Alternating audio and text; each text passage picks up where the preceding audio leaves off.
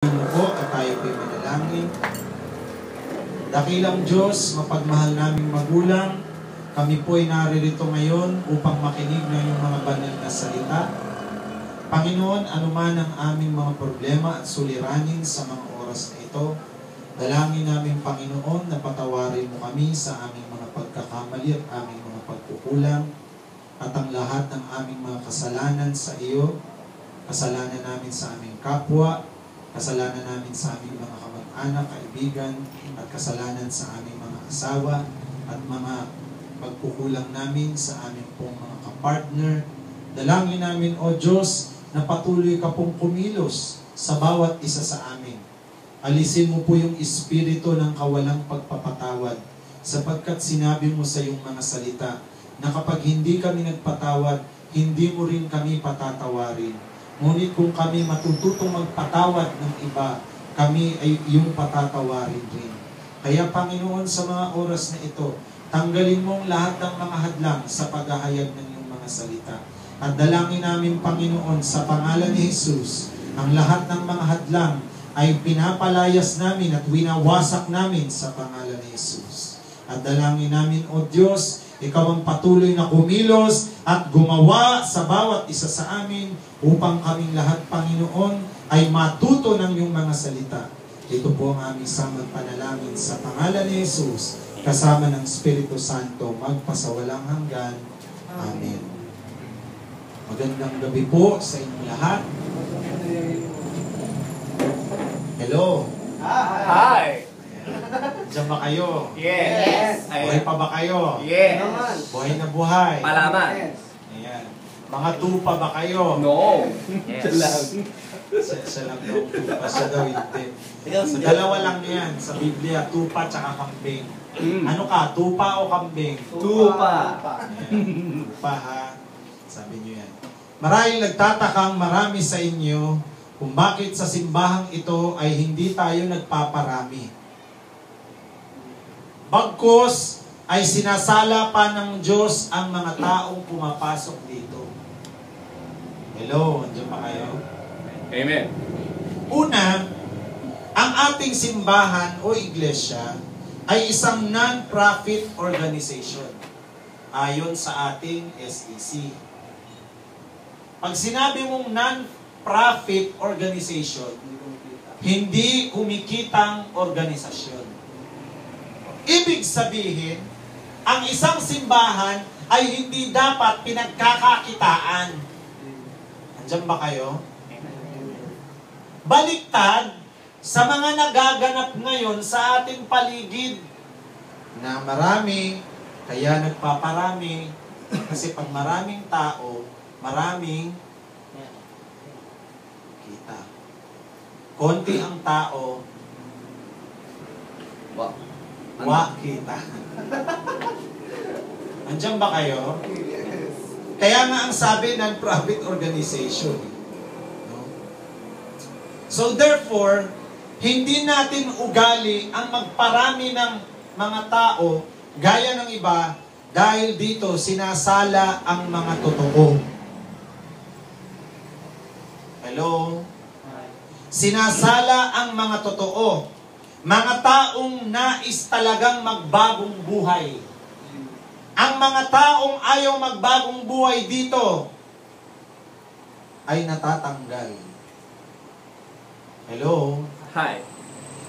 Ang mga taong may sariling interes sa simbahan ito ay hindi nagtatagal. Amen? Amen.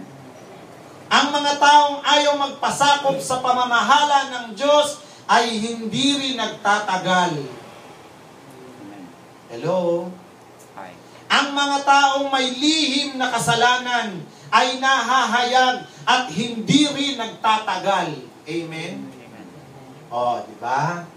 Katulad nung nangyari, hindi sinabi sa atin nung isa nating kasamahan dito na bago siya umalis, meron pala siyang utang sa kabilang tindahan. Hindi namin alam na may utang siya.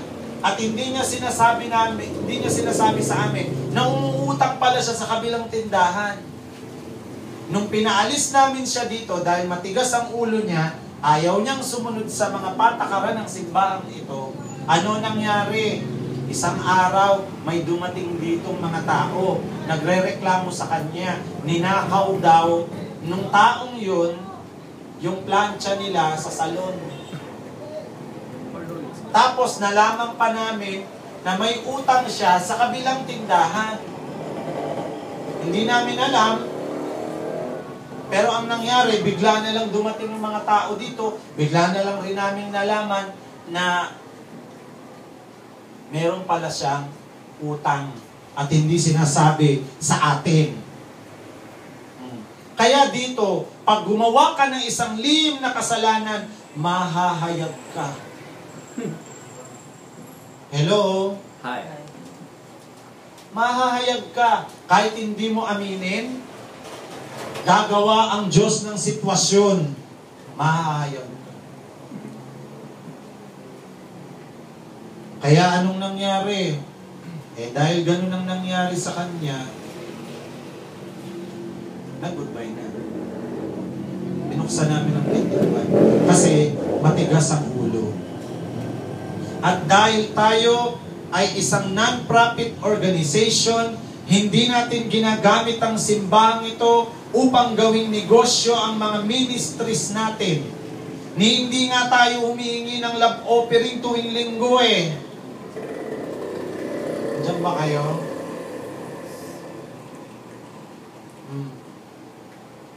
Kayo ba ay hiningan ko ng love offering kahit isang Sunday? Hindi po. Sa Makati ba, nung nagmisa tayo doon kahapon, humingi ba tayo ng love offering? Hindi rin. Bakit? Hindi kasi ako naniniwala na ang simbahan ay dapat gawing negosyo. Amen. Amen? Amen. Therefore, dahil hindi pera ang ating motivation sa paglilingkod na ito, hindi tayo takot na mawalan ng mga kasamahan na pasaway. Amen? Amen. Andiyan ba kayo? Hindi rin tayo nang hihinayang sa mga pasaway. Amen? Hindi tayo natatakot mawalan ng mga miyembrong pasaway. Amen? Dahil yung mga pasaway na yan, kapag lumaking pasaway, malaking problema yan sa atin pagdating ng panahon. Amen? Galit ba ako? Hindi po ako galit. Nagpapaliwanag lang. Andiyan ba kayo? Sabihin mo nga sa katabi mo, mahal kita. Silent side. Sabihin mo. Ikaw sabihin. Ikaw lang, sabihin sa kanya, mahal kita. Sabihin mo, tumingin ka sa mata niya. Ayan. Ayan ako. Parang daw yan. Ba't ako di mo sinabihan? So, ang unang-una, uulitin ko, ang ating church ay non-profit. Ngayon, kung ang SEC registration natin, tayo ay isang korporasyon, ayan, tayo ay profit. Kaso hindi naman tayo korporasyon eh. Tayo ay isang religious society na non-profit. Kaya nagtataka ako, bakit maraming simbahan? Ang laki ng kita. Pero ang nasa SEC nila, non-profit. Hindi nga. Konting isip. Pangalawa, ang ating iglesia ay tinawag sa kabanalan. Ang sabi sa unang Korinto 14:33, sapagkat ang Diyos ay hindi Diyos ng kaguluhan, kundi ng kapayapaan, gaya sa lahat ng mga iglesia ng mga banal. Ano ba ang ibig sabihin ng banal? Kasi kamakailan lang ang sabi dun sa tayo daw sabi nung tumutuligsa sa atin, tayo daw ay nagbabanal-banalan. Dito sa church na to, tayo daw ay nagbabanal-banalan. Kaya ang ginawa ko, dahil yun ang sinasabi niya, binlock ko siya sa Facebook. Tapos biglang nagtanong sa aking partner, bakit daw, ano daw kasalanan niya, at bakit ko daw siya binlock. May topak? May topak ka? Yung nanonood ng YouTube. Di ba? Biro mo, sabihan mo kami na kami nagbabanal-banalan, tapos ayaw mong maano ka sa Facebook. Ano ba yun? Sumakit ulo ko sa'yo. Diyan ba kayo? Tingnan nyo. Ang sabi dito sa Aklat ng Mga Ngaral 7:20, walang taong nabubuhay sa daigdig na gumagawa ng mabuti at hindi nagkakasala. Nandiyan ba kayo? Ulitin ko. Walang taong nabuhay sa daigdig na gumagawa ng mabuti at hindi nagkakasala. Andiyan ba kayo? Ano ibig sabihin ng banal? Ibig bang sabihin ng banal, hindi ka na makakagawa ng kasalanan? Mali ang definisyon natin ng kabanalan. Kung gayon. Ang kabanalan ba yung ganyan? Hindi makabasag pinggan. Yun ba ang kabanalan? Hindi yun ang kabanalan. Sa wikang Griego, ang salitang holy, ang ibig sabihin ay separated. Hagios. Sa wikang Griego, ibig sabihin set apart, separated. Andiyan ba kayo? Hindi ibig sabihin hindi nagkakasala. So pag may sinabing banal sa Biblia, kayo ay magpakabanal, ang sinasabi ng Diyos, Hagios, kayo ay humiwalay. Sumeperate kayo sa masasama. Yun ang sinasabi ng Diyos na kabanalan. Pero hindi ibig sabihin, gumagawa ka ng mabuti, pero hindi ka pa rin nagkakasala. Hindi ganon. Nakuha niyo ako? Amen. Se-separate ka sa mga taong gumagawa ng masama. Andiyan ba kayo? Amen. O, tayo ba'y nagbabanal-banalan? O umiiwas lang tayo sa masasama? Andiyan ba kayo? Amen. Sana maliwanag sa inyo kung ano ibig sabihin ng banal at banal-banalan. Andiyan ba kayo? Kaya sa simbahang ito, ang mga taong gumagawa ng gulo ay pinapauwi. Kaya sabi dito sa 14:33, ang Diyos ay hindi Diyos ng kaguluhan. Hello, andiyan ba kayo? Ang Diyos ay hindi Diyos ng kaguluhan, kundi Diyos ng kapayapaan. So ano ang kabanalan para sa Diyos? Di yung lugar na walang gulo. Andiyan ba kayo? So kung ang kapayapaan ang nandun ay kabanalan. Andiyan ba kayo? So kung payapa tayo dito, nandito ang kabanalan. Pag magulo, banal ba yun? Hindi. Magulo nga eh. Ayaw ng Diyos ng gulo. Kaya yung mga taong gumagawa ng gulo dito, pinapauwi. Yung mga taong naghahanap ng kaguluhan, tinatanggal.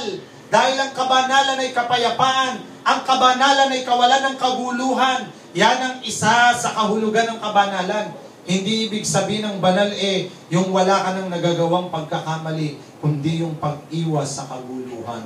Andiyan ba kayo? Nakuha nyo? Yes. Yun ang banal, Tanong, pag ang tao ay magulo sa loob ng church, ano gagawin? Sabi ni Apostol Pablo sa 2 Tesalonica 3:6-7,